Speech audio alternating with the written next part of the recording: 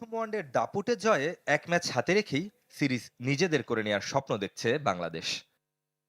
ক্রিকেটারদের কৃতিত্ব আছে, তবে বদলে যাওয়া মিরপুরের উইকেটও তার ভাগিদার। এক পেশে ম্যাচে ফাইফার নিয়ে প্রশংসায় ভাসছেন নাহিদ রানা। 10 উইকেটের 7টি পেস ত্রয়ীর। দ্বিতীয় ম্যাচেও ইনজুরি ওয়ার্কলোড ম্যানেজমেন্ট না থাকলে এই 3 পেসারের খেলার সম্ভাবনা বেশি। পেসারদের উন্নতিতে পেস বোলিং কোচ শন টেইটের ভূমিকা দেখছেন শিষ্যরা। সত্যি কথা বলতে উনি কোচ হিসাবে আউটস্ট্যান্ডিং, কারণ উনি হচ্ছে একজন কোচ এবং ফ্রেন্ড হিসাবে আমাদের সাথে বিহেভ করে এবং আমাদের যখন যেটা লাগে তিনি তখন সেই জিনিসটাই আমাদেরকে দেয় এবং আমাদেরকে সবসময় বলে যে তুমি তোমার স্ট্যান্ডে থাকো এবং তোমার যা লাগবে তুমি আমাকে বলো, আমি জাস্ট তোমাদেরকে গাইড করার জন্য আছি। সহজ জয়ের পরও দ্বিতীয় ম্যাচ নিয়ে সাবধানী বাংলাদেশ।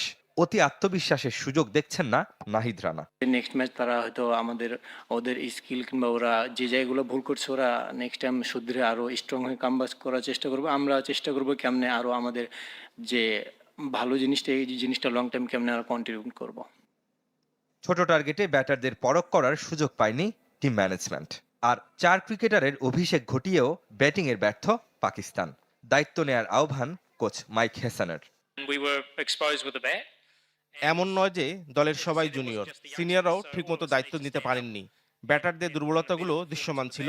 পরের ম্যাচে এই ভুলগুলো কাটিয়ে উঠতে পারা আমাদের বড় চ্যালেঞ্জ। পাকিস্তান একাদশে পরিবর্তন অবশ্যম্ভাবী। পরীক্ষা নিরীক্ষার সিরিজে অভিষেক হতে পারে বাকি 2 ক্রিকেটারের। মুখোমুখি দেখায় পাকিস্তান এগিয়ে থাকলেও শেষ 8 ম্যাচের 5টিতেই জিতেছে বাংলাদেশ।